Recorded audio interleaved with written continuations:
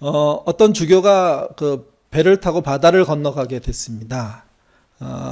그 배에서 티켓을 끊었는데 그 자리가 두 명이 그 한 방을 쓰는 그런 자리였습니다.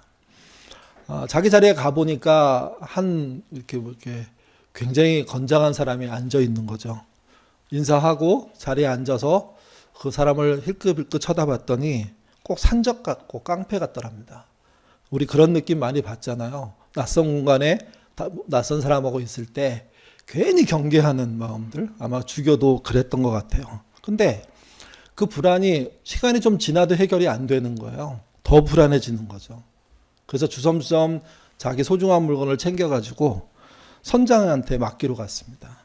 그리고 이것 좀 맡아달라고 부탁을 드렸습니다. 그랬더니 선장이 기꺼이 맡아주더라고요. 근데 이제 주교가 그냥 나갔으면 좋을 뻔했는데 한마디 한 거죠. 본인이 왜 귀중품을 맡기게 됐는지. 이유는 이겁니다. 한 방 쓰는 사람이 아무래도 좀 이상하다고. 그래서 맡기는 거니까 이해해달라고. 그랬더니 선장이 껄껄껄 웃더랍니다. 그리고 이렇게 말하더랍니다. 좀 전에 그 방에 계신 분도 왔다 갔다고. 똑같은 말씀하시고 똑같이 맡기고 갔다고. 예. 여러분, 내가 누군가를 의심하면 웬만한 사람은 다 압니다. 우리는 그렇게 생각해요. 내가 의심하고 잘 포장하면 저쪽에서는 전혀 모를 거라고. 아니요. 저희 어머님이 하신 말씀 같은데, 내가 무슨 사고를 치고 문을 열고 집에 들어오면 들어오는 순간부터 문소리부터 발소리부터 다 다르대요. 네. 저희 부부가 아이들이 늦게 올 때 아이들이 비밀번호 누르는 소리에 따라 아이들을 다 구분하거든요. 저는 잘 모르겠는데 아내는 기가 막혀요. 얘는 누구다. 얘 화장실 가야 된다. 뭐 이런 것까지 다 알더라고요. 그러니까 이제 뭐 가까이 사니까 또 행동을 많이 봤으니까 그런 거에 대한 어떤 민감함들이 있는 게 사실인데, 낯선 사람에 대해서도 그렇다는 거죠. 낯선 사람을 만났는데 그 사람이 나를 경계하면 누구도 쉽게 그걸 풀려고 하지 못하고 어려워지죠. 점점 불편해지죠. 점점. 그래서 가능하면 아무것도 연결되지 않도록 하기 위해서 기차 타보니까 다 자더라고요. 아니면 전부 핸드폰을 하든지. 옆 사람을 거의 돌아보지도 않고 가는 걸 보면 그런 느낌들이 싫은 것 같아요. 이 이야기 속에서 제가 하고 싶은 이야기는, 내가 누군가를 의심하면 그도 나를 의심하게 되어 있다는 겁니다. 근데 나중에 확인해 봤더니 진짜 그분이 나를 의심하지 않았다. 그러면 저는 이렇게 생각하겠습니다. 그분은 나보다 큰 분이다. 내가 의심했는데 그가 의심하지 않았다면. 모세는 아주 의심 많은 사람으로 이게 이야기됩니다. 왜 그러냐 하면 그의 80년 살았던 삶이 그랬기 때문입니다. 그가 죽을 운명으로 태어난 아이였습니다. 근데 그 운명을 뒤집은 일을 누가 했냐면 부모들이 했죠. 정말 모험입니다. 목숨을 건 일이었습니다. 근데 그 모험이 기적과 같이 성공적이었습니다. 모세가 물에서 건져져 가지고 바로의 딸의 양자가 되지 않습니까? 그리고 누나 미리암의 기치로 결국은 엄마가 유모가 되는 정말 기이한 일이 벌어집니다. 그러면서도 이집트의 왕자로 40년 동안 살았습니다. 엄마라는 존재는 아이를 키울 때 엄마가 갖고 있는 세계관을 아이에게 전달할 수밖에 없습니다. 말과 행동과 모유 수유하는 장면과 또 여러 가지 일들을 통해서 엄마의 세계관은 언어화돼서 아이에게 들어갑니다. 그러니까 모세라는 아이도 왕실에서 컸고 공주의 양자로 컸지만 유대인의 정서, 히브리인의 정서라는 것을 가질 수밖에 없었을 것 같고요. 그래서 불끈불끈 나이가 들수록 민족에 대한 애절한 마음들이 있었을 거라고 생각합니다. 그것이 자라는 것과 동시에 왕자로서 사는 것이 충돌했을 거라고도 생각합니다. 얼마나 힘들었을까요? 본인은 왕자인데 노예 출신 아닙니까? 그러면 왕실에 있는 사람들이 그들을 편하게 온전하게 봐줬을까 생각해보면 그렇지 않았을 겁니다. 신하임에도 불구하고 경계했을 것이고 나름 의심의 눈초리로 봤을 것이고, 또 왕은 그가 어떤 일을 저질지 몰라서 미행을 붙일 가능성도 높고요. 또 모세가 잘했음에도 불구하고 형의 뒤에 서야 한다는 그런 명분이 그를 짓누를 수도 있었을 겁니다. 그는 열심히 살면, 특별히 왕자로서 애쓰고 잘 살면 더 나은 대접을 받을 거라고 생각했던 것도 있었겠죠. 근데 그게 번번이 좌절됐을 겁니다. 그러면서 그는 자신이 왕자로 있는 이 상태의 삶에 대한 의심이 있었겠죠. 그러던 어느 날 자기 민족이 이스라엘 관료에 의해서 억압당하는 장면을 보고 분개해가지고 그 관료를 죽이는 일을 하게 됩니다. 그는 그렇게 생각했을 거라고 성경은 기록하고 있는데요. 본인이 사고 쳤을 때, 살인했을 때 주변의 유대인들이, 히브리 사람들이 잘 덮어줄 거라고 생각했습니다. 근데 아니었습니다. 그들은 오히려 위협을 느꼈고요. 그걸 고발에 이르게 되고, 그래서 그는 도망자가 되죠. 40년 동안 왕자로서 나름 완전한 왕자는 아니었지만 자신의 결함을 극복하려고 땀 흘리고 노력했는데 결국 그는 도망자가 돼서 광야로 내쫓기듯 도망쳤습니다. 그리고 나서 빈털터리가 된 상태에서 아내를 만납니다. 그리고 장인네 집에서 기거하면서 아내와 함께 목동으로 살게 되는 거죠. 40년 왕실에 살았지만 다시 40년 광야에서 목동으로 살고 늙게 되었습니다. 그러다가 하나님을 만난 거죠. 이 상황에 모세는요, 이집트 왕자가 가졌던 기풍이라는 것은 존재하지 않았습니다. 또 이집트 관리를 죽일 정도의 어떤 애국의 의지와 삶에 대한 어떤 열정이 있는 존재도 아니고요. 그런 기백은 찾아볼 수 없는 상태였습니다. 모든 게 다 빠진 상태에서 이제 기대할 게 없는 사람, 누구도 기억하지 않는 사람, 누구도 알아보지 못하는 사람이 됐는데 그때 하나님이 그의 마음을 처음 두드리신 겁니다. 그리고 말씀하십니다. 애굽으로 돌아가서 이스라엘을 데리고 나오자고, 히브리인들을 데리고 나오자고. 그의 반응입니다. 출애굽기 3장 11절 같이 읽겠습니다. 모세가 하나님께 고하되 내가 누구간데 바로에게 가며 이스라엘 자손을 애굽에서 인도해. 당연한 반응입니다. 내가 누구간데, 근본적인 질문이죠. 도대체 내가 누군데?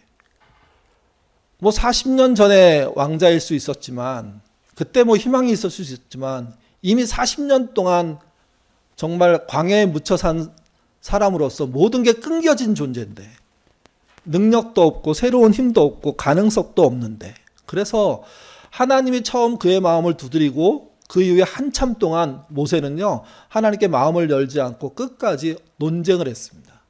의심했습니다. 도대체 당신이 누군데 내가 가야 하며, 당신이 왜 나를 불렀으며, 히브리 민족은 나와 무슨 상관이 있으며, 이런 것 하나하나를 하나님의 언어로 자기의 삶 속에 대한 새로운 의미들을 이렇게 조각해서 넣듯 천천히 그 작업들을 한 거죠. 성경은 그 이야기를 7문단으로 설명합니다. 7번의 대화로 설명한다는 의미입니다. 또 이 말은 하나님이 모세가의 의심을 풀어주기에 충분히 최선을 다하셨다는 의미도 됩니다. 80세가 된 사람이 하나님의 설득으로 하나님과의 대화를 통해서 이제 이스라엘 사람들을 이끌어서 출애굽할 수 있는 만큼 된 거죠, 이게. 그리고 출애굽을 했고 기적적으로 성공을 했습니다. 그는 전능하신 하나님이 어떻게 인도하시는지 직접 봤고 광야에서 그분의 대리자로, 그분의 심부름꾼으로 충성스럽게 노력해서 1년이면 가나안에 들어갈 수 있었는데, 근데 그게 안 됐죠. 그 과정은 실패했고요. 40년이라는 시간이 필요했던 겁니다. 우리가 1년 동안 모세가 겪은 고충 몇 가지를 성경에서 보고 있는데, 그런 고충이 그 이후에도 계속됐을 거라는 것은 자명합니다. 그러니까 지도자라는 삶이 굉장히 힘들었을 겁니다. 굉장히 어려웠을 겁니다.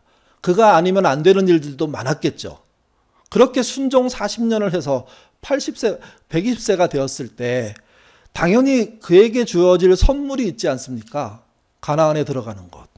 근데 다 아시는 것처럼 그렇게 충성한 자에게 하나님은 가나안을 선물하지 않았습니다. 너는 여기서 마감하고 새로운 시대를 열도록 길을 터라. 이런 식으로 말씀을 하십니다. 그 마지막 기록을 3가지로 볼 수 있는데, 첫 번째가 이겁니다. 모세는 가나안에 들어가지 못했습니다. 신명기 34장 4절 같이 읽겠습니다. 여호와께서 그에게 이르시되 이는 내가 아브라함과 이삭과 야곱에게 맹세하여 그 후손에게 주리라 한 땅이라. 내가 내 눈으로 보게 하였거늘 너는 그리로 건너가지 못. 이 본문을 읽으면 약간 약이 오르더라고요.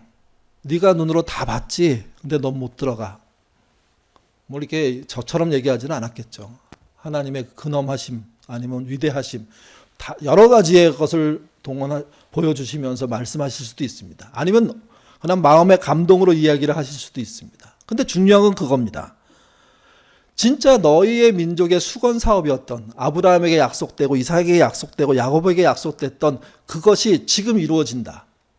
눈앞에 그 땅을 보고 있지 않냐. 근데 너는 들어가지 못한다. 충성된 일꾼에게 하나님이 이렇게 하셔도 될까요? 어떻게 생각하십니까? 제가 이제 목사니까 은퇴할 날이 됐어요. 그리고 이제 저는 여기를 떠나요. 근데 보통 교회에서는 원로로 남잖아요.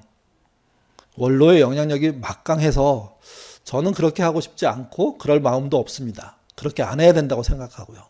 근데 반대로 이렇게 하면 좋을 것 같은 생각도 들어요. 제가 목사를 내려놓고 어느 교단 보니까 장로로 또는 권사로 교회에 존재하는 거죠. 뭐 매주는 못 오더라도 교회에 적을 두고 꾸준히 성도로서 신자로서 교우로서 사는 거 기대하고 제가 그런 마음으로 하나님 저 이렇게 하겠습니다 했더니 하나님이 노 그러면 별것도 아닌 건데 저 하나님께 삐질 것 같거든요. 그리고 그때부터 삐뚤어진 행동할 가능성도 있습니다. 네. 사람이니까 뭐 연약하니까. 근데 이거는 그 정도가 아니에요. 물론 앞에 이야기에 보면 모세가 신의 가나안에 못 들어가겠구나 하는 어떤 예고 같은 게 있긴 해요.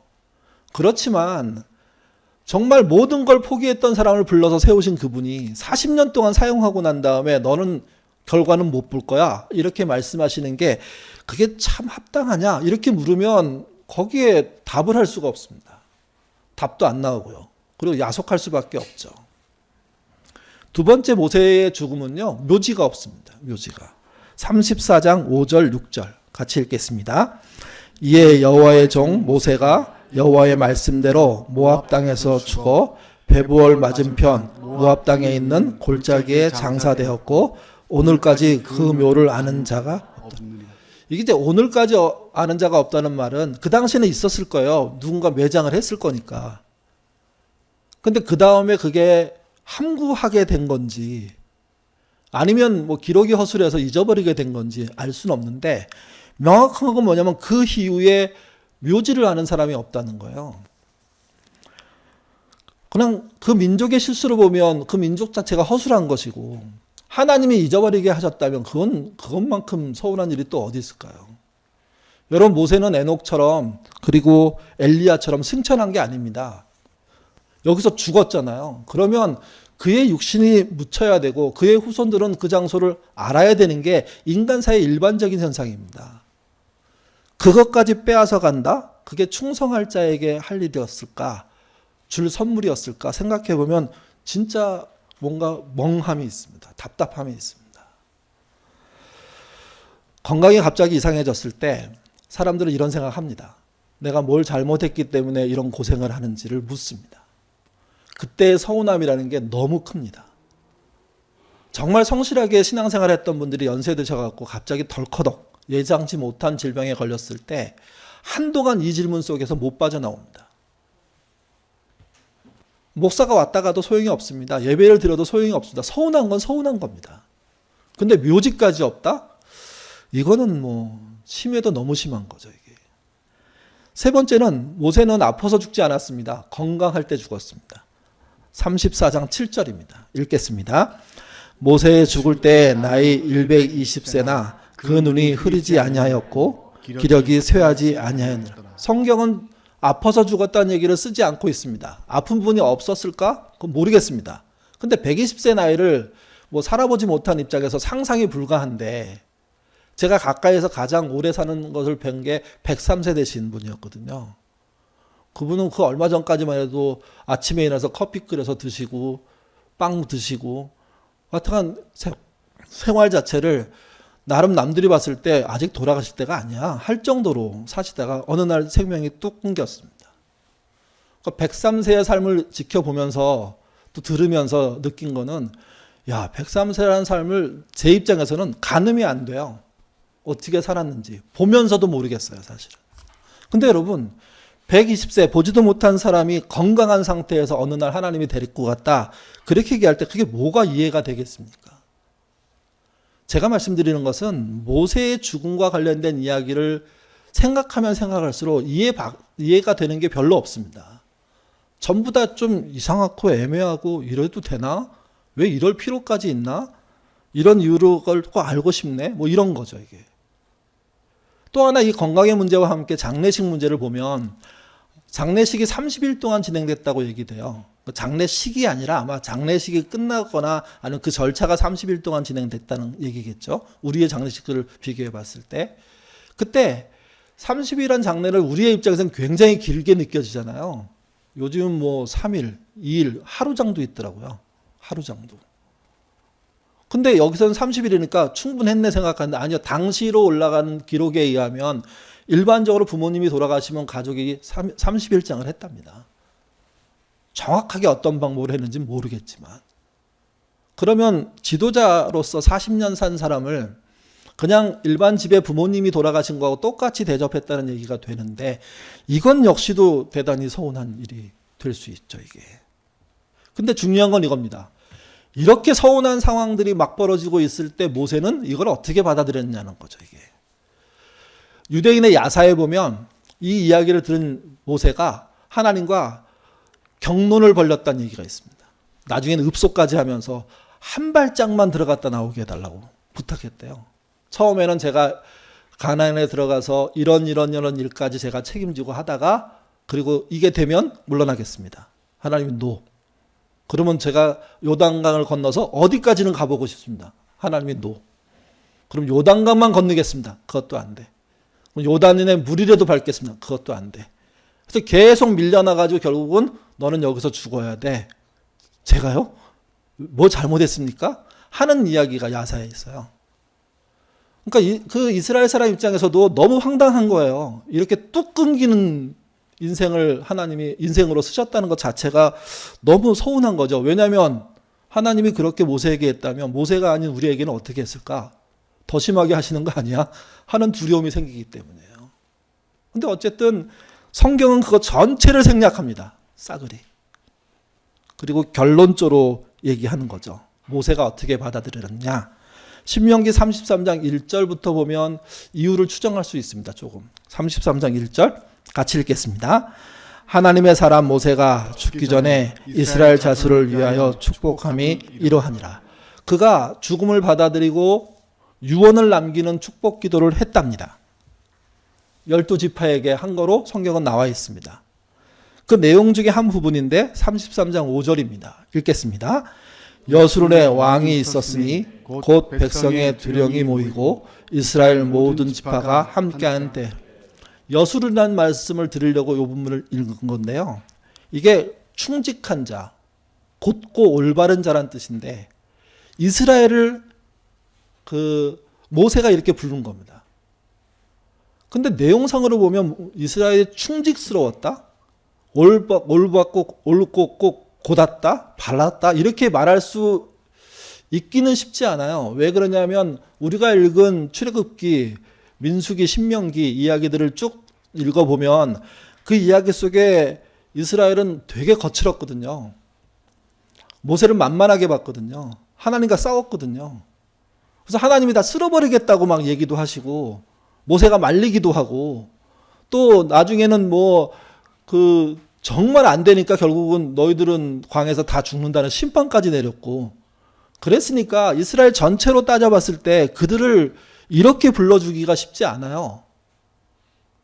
근데 여러분 생각해 보시죠. 모세가 애증의 관계를 가질 수밖에 없는 이스라엘에게, 그리고 너무 불편한 일을 많이 저질렀던 이스라엘에게, 그리고 그들과 함께 싸우냐고 너무 힘들었던 모세가 그들을 여수룬이라고 불러줍니다.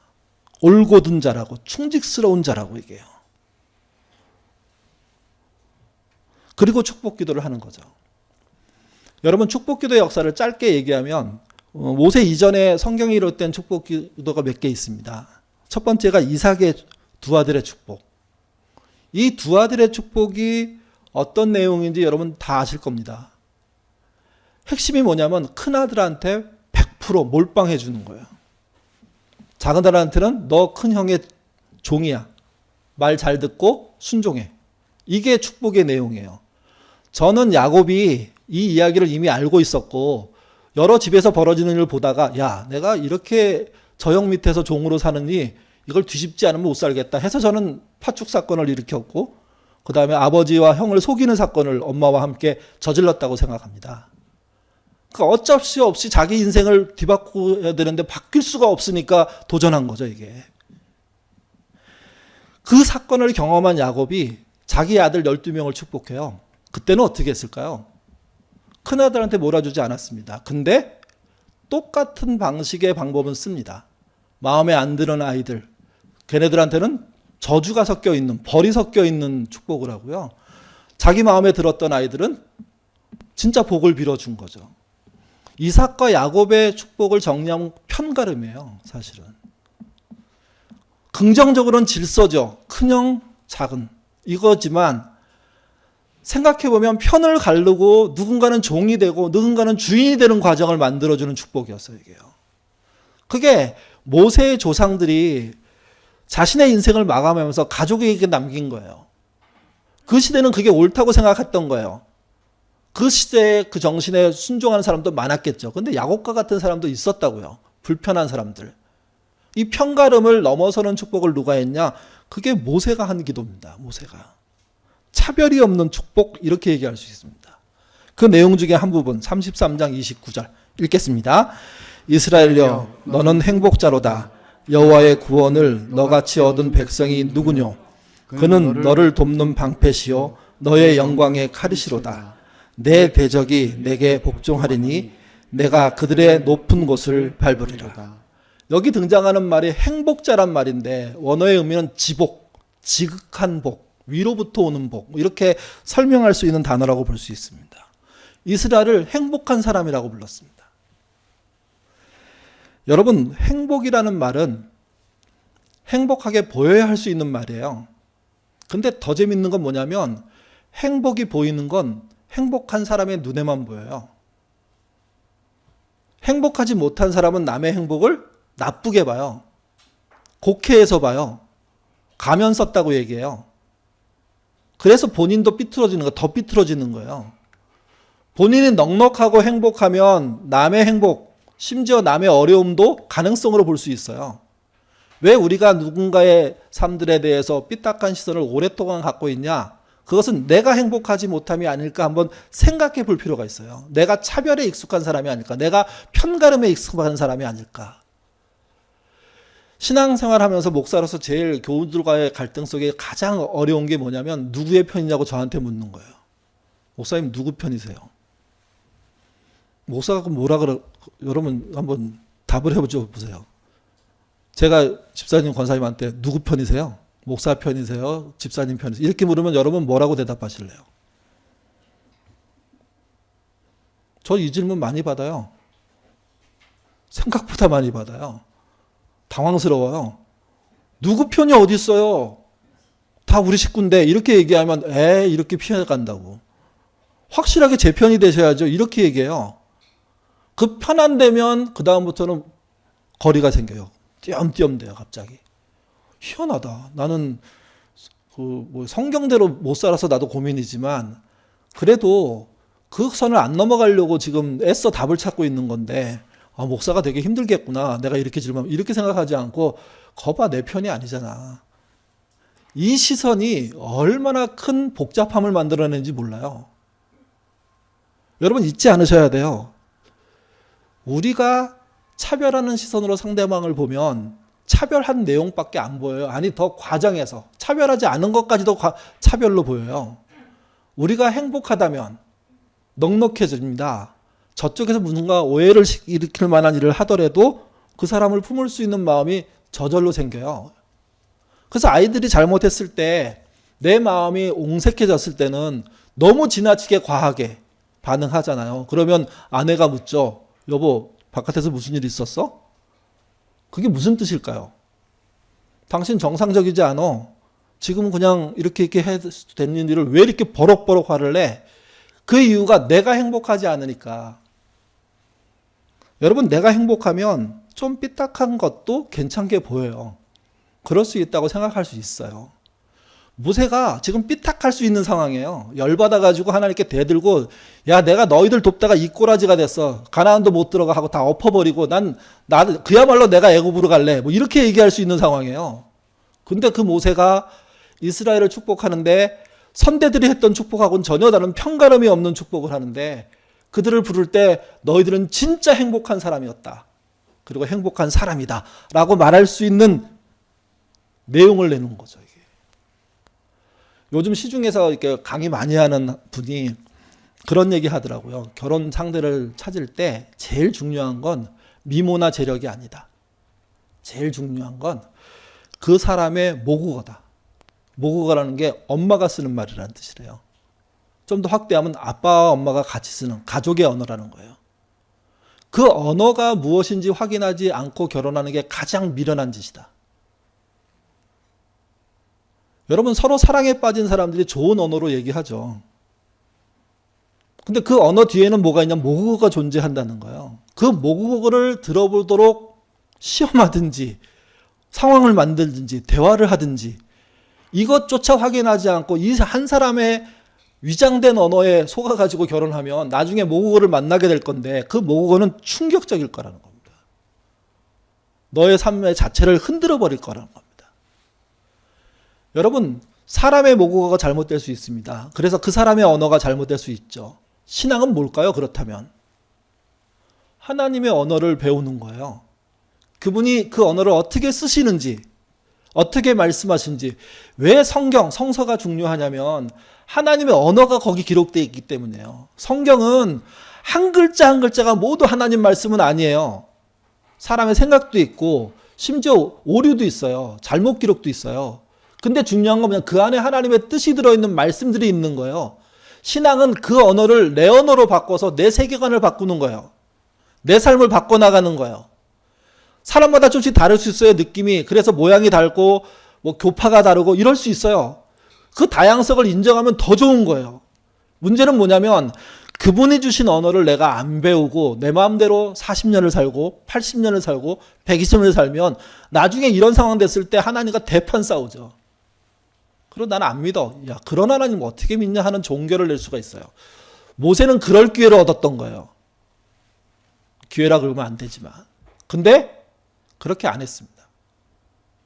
하나님의 언어를 아마 곱씹고 그래서 대화하고 따지다가 여전히 그분은 이런 분이었구나.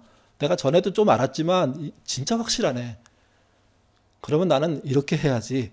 그 언어를 주신 그 말의 의미를 파악해 가려고 애쓰는 모습으로 정리가 된 거죠. 의문이 없거나 기분이 안 나쁘거나 그런 거 아닙니다. 근데 그는 행복한 사람으로 이스라엘을 볼 정도로 그의 시선이 정리된 모습으로 자기 인생을 끝냅니다. 후대는 그들을 어떻게 봤을까요? 모세를. 좋게 봤겠죠. 근데 어떻게 좋게 봤는지 한번 보겠습니다. 히브리서 11장 26절에서 24절에서 26절입니다. 읽겠습니다. 믿음으로 모세는 장성하여 바로의 공주의 아들이라 칭함을 거절하고 도리어 하나님의 백성과 함께 고난받기를 잠시 제약의 낙을 누리는 것보다 더 좋아하고 그리스도를 위하여 받는 능력을 애굽의 모든 보화보다 더 큰 재물로 여겼으니 이는 상 주심을 바라봄이라. 이 본문을 여러 번 제가 설교했는데 그때 반복적으로 한 얘기가 하나 있습니다. 이 본문의 내용은 뻥이다, 과장이다, 확대 해석이다. 그 본문을 그냥 읽어보시면 그냥 알 수 있어요. 왜 그러냐면 24절 믿음으로 모세는 장성하여 바로의 공주의 아들이라 칭함을 거절하고. 이 본문과 현 사건은 연결이 되나요?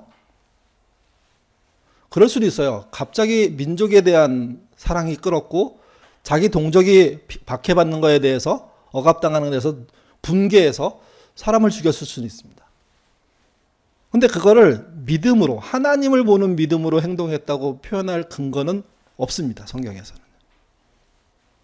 그야말로 우발적인 사고, 아니면 그 전날, 그 몇 주 동안, 그 몇 달 동안 그가 느꼈던 그 울분들이 막 쌓이고 있는 어느 날 자기 동족이 당하는 걸 보고 불끈 갑자기 한 번도 생각해보지 않았던 살인사건을 일으킨, 그건 맞는데 믿음으로라고 표현될 수 있냐 이렇게 물으면 저는 이건 너무 심하다고 생각합니다.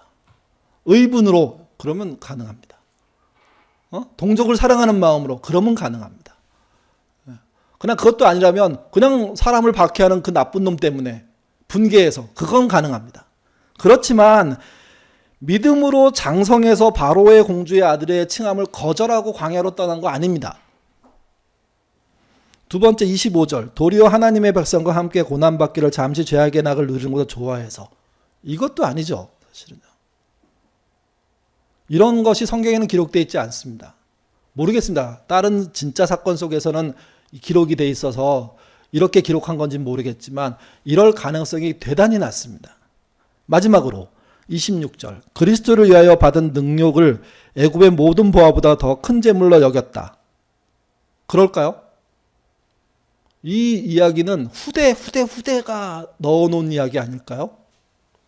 그들이 모든 시간이 지나고 난 다음에 모세의 이야기를 다시 정리하면서 야, 이게 혹시 그리스도와 함께 연결되는 이야기 아닐까 하면서 자기의 신학이라고 하죠. 또는 자기의 신앙이라고 하죠. 이걸 표현한 거죠, 이게. 다시 말씀드려서 모세의 평가가 성경에 아주 많이 나오지 않습니다. 히브리서 11장이 집약적으로 나오는 곳인데 그 평가 자체가 과장과 확대 해석이에요, 전부 다. 어떻게 이럴 수가 있죠? 여러분은 어떤 사람에 대해서 언제 과장하십니까? 언제 확대 해석하십니까? 반대로 언제 축소하시고 언제 미화시키는 걸 빼버리고 더 나쁘게 악화, 못되게 말을 하십니까?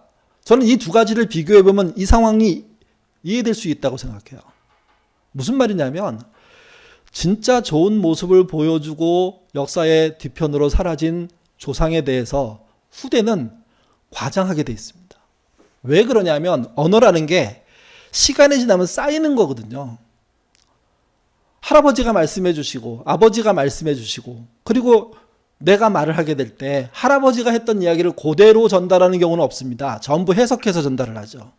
그럴 때 할아버지가 긍정적으로 받았던 이야기를 아버지가 긍정적으로 받아들이고 아버지가 긍정적으로 했던 얘기를 자식에게 해주면 자식도 긍정적으로 받아들였다면 그러면 세 번의 긍정이 쌓이면서 그 안에 과장 확대가 가능할 수밖에 없습니다. 아니 그게 안 일어나면 오히려 이상한 겁니다. 이게. 오직 담백하게 전달할 수 있다? 저는 그 말을 믿을 수가 없습니다. 제가 그러지 못하기 때문에. 제가 좋아하는 사람들에 대해서는 과장해서 얘기하고 제가 싫어하는 사람들은 가능한 한 축소해서 얘기하는 것을 저도 보고 저도 알고 있는데 이게 조상에 대한 문제, 나랑 무슨 관계가 없는 사람인데 조상이라고 했을 때 그의 긍정성을 얘기하는 문제가 영향을 안 받는다? 말할 수가 없는 거죠, 이게. 히브리서 저자는 그래서 모세를 매우 좋게 보고 있는 겁니다. 이스라엘 역사의 선배들을 좋게 보고 있는 겁니다.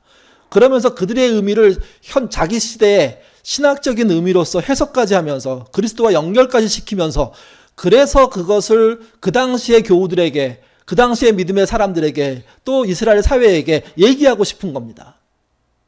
모세가 그렇게 살인을 저질렀는데 그건 믿음 있는 행동으로 봐도 된다고.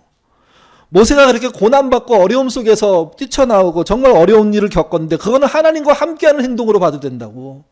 모세가 능력받았는데 그건 그리스도의 능력과도 연결된 거로 봐도 된다고. 그 이야기를 히브리서가 해주고 있는 겁니다. 그리고 우리는 그 히브리서의 신학을 그래 괜찮다고 얘기할 수도 있고 반대로 아니야 그렇게 보면 안 돼 이렇게 얘기할 수도 있는 거죠. 여러분 우리가 인생을 살면서 누군가를 너무 좋게 봐서 수많은 사람을 과대평가했으면 좋겠습니다. 그런 사회가 됐으면 좋겠습니다.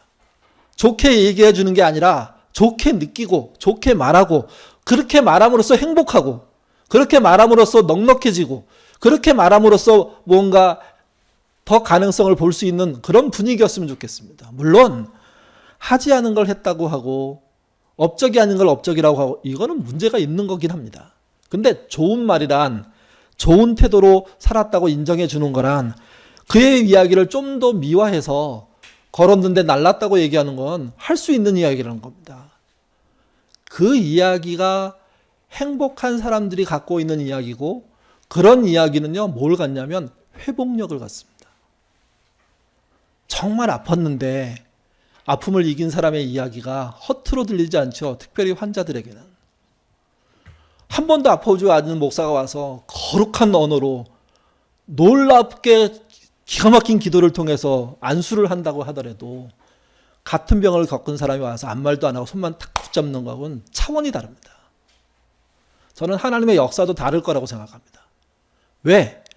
이미 겪은 자가 갖고 있는 포용성으로 겪고 있는 사람의 손을 붙잡고 말 못하지만 언어를 전달하지 못하지만 우리가 전달할 수 있는 게 언어만이 아니잖아요. 우리가 갖고 있는 마음 아닙니까? 그 마음은 미세한 떨림으로도 다 전달됩니다.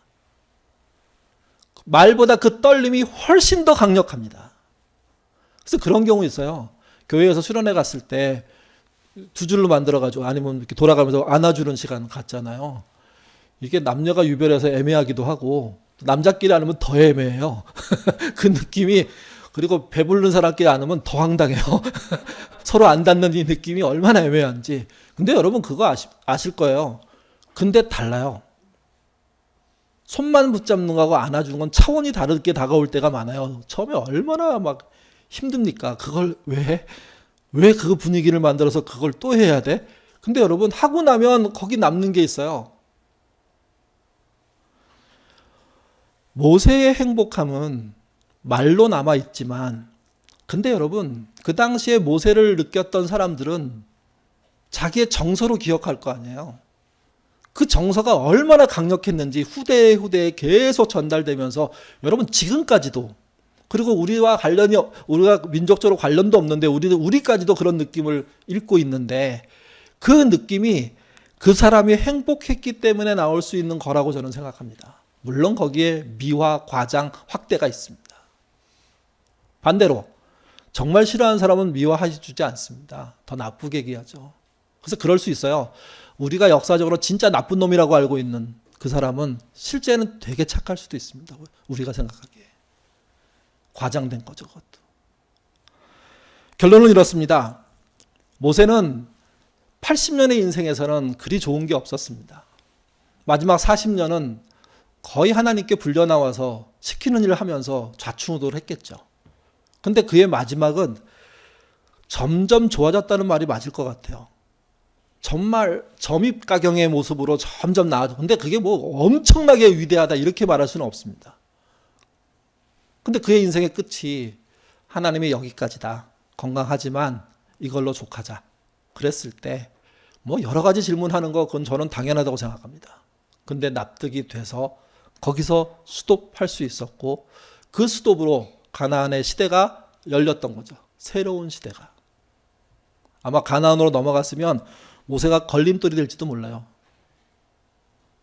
개혁하는 거 다 맞고 자기식으로 하겠다고 해서 결국은 모세는 이상했다라고 끝날 수도 있습니다.